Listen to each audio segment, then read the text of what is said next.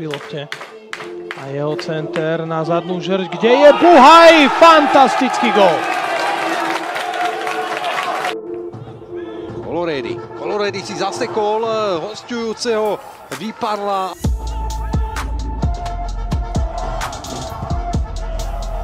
Dokázal to aj pred malou, kedy dokázal zvládnuť súboj 1 na 1. Dostal sa do streleckej pozície, ale iba ukázal, že jeho silnejšou nohou zase chytával v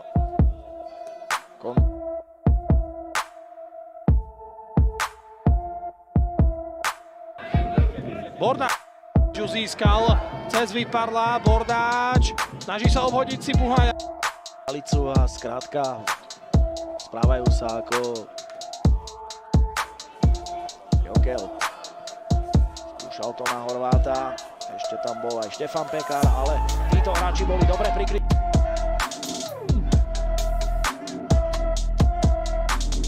To bol nádherný. Teraz pomýšľa na útok, Voleský bude v tejto situácii dobiedzať do Buhaja, no s veľkým realizuje offside, pustí Komárna.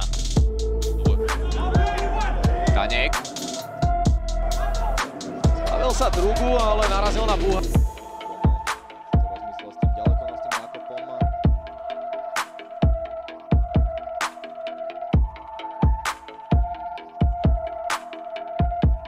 Svojmu týmu nepomôže bránení. Slavoj môže teda početnú prevahu jedného muža využiť na dobrý center.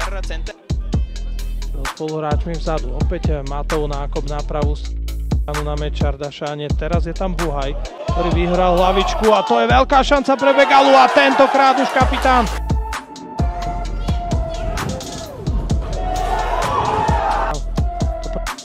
Domácich vyzerá veľmi dobre a treba povedať, že aj ten zápas má veľmi dobré parametre.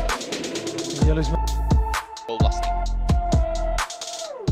Takže Trebišovčania už teraz Tam mala problémy Musajata, ale zvládol to.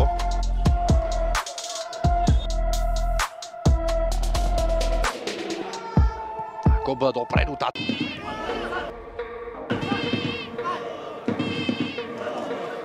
Buhaj. Buhaj proti Šimkovi a Šimko.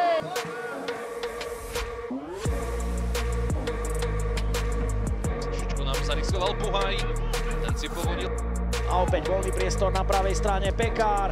Škoda, súboj 1 na 1 proti Buchajovi. Posunul si loptu dopredu, ten ho fantasticky dokázal. Hráčov, ktorí nie sú Slovákmi.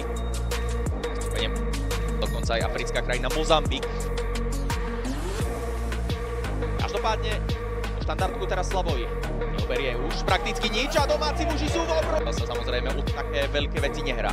Trebišové a vtedy Žalko.